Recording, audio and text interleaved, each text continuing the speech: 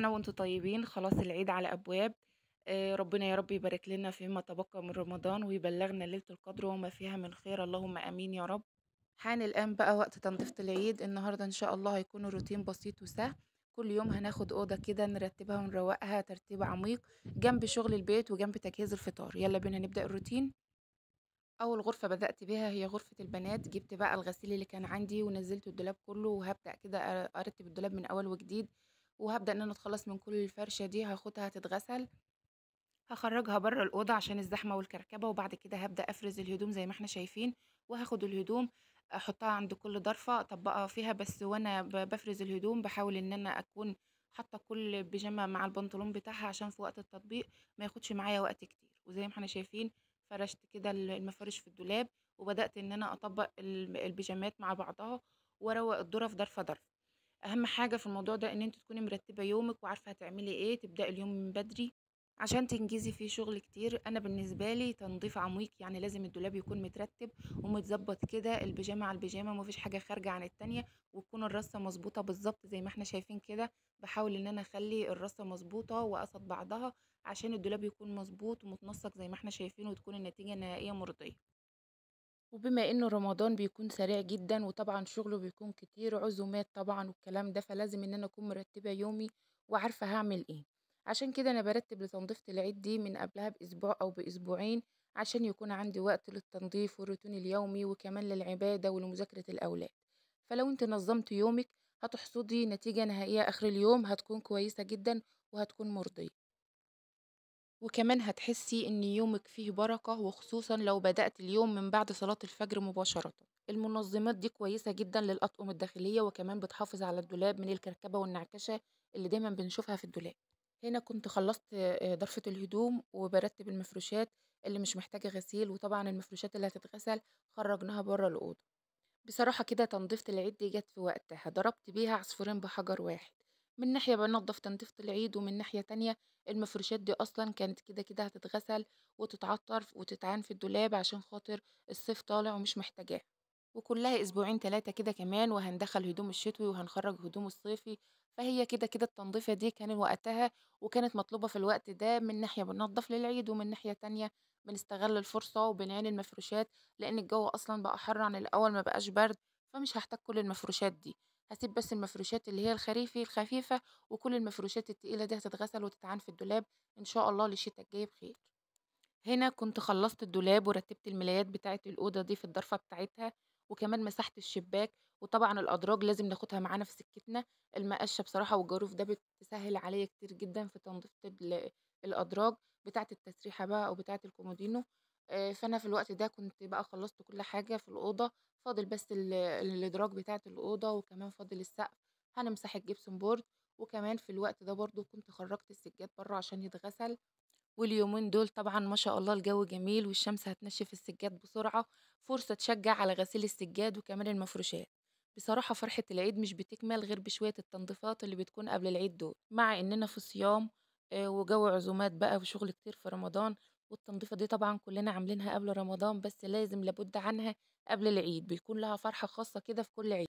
أنا مش من النوع اللي باحب أكركب حاجات كتير في الأدراج، الضروريات بس اللي باحطها في الدرج، عشان كده إلى حدٍ ما الأدراج عندي نضيفة وما فيش فيها كركبة كتير. هنمسح الإزاز والتسريحة وهنمسح المرايات، بس مش هافرش أي مفرش لا على التسريحة ولا على الكومودينات إلا طبعًا يوم الوقفة، ولا هاحط أي إكسسوارات للأوضة. كل اللي هنعمله النهارده تنضيف عميق للدولاب وللأدراج وللسقف، وكمان هنمسح السيراميك وهنروّق الأوضة، بس مش هنفرش فيها أي حاجة غير الملايات بس بتاعة السرير.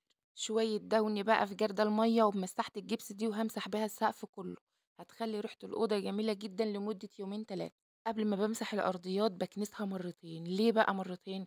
عشان أي عفار ولو بسيط جدا بيكون موجود على الأرضية قبل المسح بيدي ريحة زفرة كده مش كويسة خالص للسيراميك. عشان كده لازم أتأكد إن مفيش أي عفار خالص على السيراميك، وبكنسها بدل المرة اتنين. نفضت كفرات المراتب كويس جدا وجبت الملايات اللي هفرشها. أنا باستخدم السكينة السيليكون ديّة، هتسهّل عليكِ دخول الملاية كده جنب الحيطة أو ما بين المرتبة وما بين كابوتينيه السرير. مخدات السرير أنا باغلّفها بالstretch wrap عشان ما تطبّعش واللون الأبيض يفضل أبيض ناصع زي ما إحنا شايفين. بس طبعًا باهويها مش باغلّفها كلّها، باسيب المنطقة من عند البياضات مفتوحة عشان المخدات تتنفس وما تتكاثرش عليها أي جراثيم، والتهوية تعرف تدخل كويس للمخدة. مسحت الأرضية ومفاتيح الكهربا وكمان البيبان، وخلاص الحمد لله خلّصت وتمت المهمة بنجاح. بصراحة في راحة نفسية كده بعد ما خلّصت الأوضة، مع إن لسه في شغل كتير وفي لسه حاجات لسه ما خلصتش، وفي لسه الدفايات كمان بتاعة الأوضة دي هتتغسل، وكمان مفارش التسريحة، ولسه في شوية تعديلات كده. بس إحساس إنِّك أنجزتِ حاجة في يومِك ده يستاهل بصراحة التعب. أنا مش هاغسل الستاير للأوضة دي، وكمان البيت كله مش هاغسل لهم أي ستاير، لإن أنا كنت غسلتهم قبل رمضان في التنضيفة بتاعة استقبال رمضان.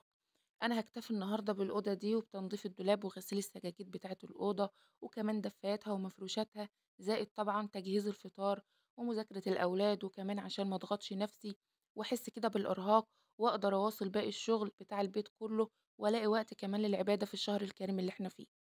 لمّا تدّي لكل حاجة طبعًا وقتها، وتوزّعي الشغل على أيام، مش هتحسّي أبدًا بالإرهاق، وكمان مش هتنضغطي كده في الشغل، وهتلاقي نفسِك أتقنتِ الشغلانة اللي أنتِ بتعمليها، وكمان هتكوني قادرة تواصلي وتعملي كل شغلِك بدون إرهاق ولا تعب. ونصيحة منّي خلّي دايمًا ذكر الله دايمًا على لسانِك وأنتِ بتشتغلي في البيت، وخصوصًا في الأيام المفترجة دي الأجر مضاعف. ربنا يعيننا على شكره وذكره وحسن عبادته، اللهم آمين يا رب. خلاص بقى كده كفاية النهارده، اكتفيت بالقدر ده وهانزل أجهّز الفطار. الحمد لله لسه الوقت بدري واليوم فيه بركة. أول ما دخلت المطبخ هابِل التمر. أنا دايمًا باكسّر البلح عندي وباخرّج منه النوى وباحتفظ بيه في علبة كبيرة عشان أختصر الوقت. أنا مش باكتفي بغسيل التمر بس، لازم بعد ما باغسله بانقعه في المَيّة لمدة 5 دقايق عشان لو لسه فيه نسبة عفار أو رمل أو حاجة يخرج، وكمان زيادة ضمان للنضافة. جرّبي بقى تحطّي معلقة جوزة الهند كده على التمر وشوفي الفرق في الطعم. طعم العصير هيروح في حتة تانية خالص. أنا بصراحة باحب أحط قراصيا ومشمش لو متاحين عندي، لو في طبعًا تفاح، صُباع موز، باحب أقطّع عليه. العصير ده لا هو كوكتيل ولا هو خُشاف، بس هو ميكس كده بين الفواكه الفريش والمجففة، كمان مع عصير التمر بيكون الطعم في النهاية تحفة. خلّصت العصير وكمان عملت دورة غسيل للدفايات والمفروشات اللي نزّلتها من الأوضة اللي نضفتها، وهابدأ أجهّز بقى للفطار. عندي حوض صغير كده جنب البيت بازرع فيه خضار، شبت، بقدونس، خس، جرجير. فأنا طبعًا بما إن النهارده الفطار هيكون محشي، فأنا هاحتاج لخضرة المحشي. طبعًا أنا كنت زارعة التوم ده وما نجحش معايا خالص، مستنياه يكبر مش بيكبر، عدّى ميعاد أوانه إن هو يكبر كده ويبقى كويس، ما كبرش معايا، فأنا مش هارميه برضه.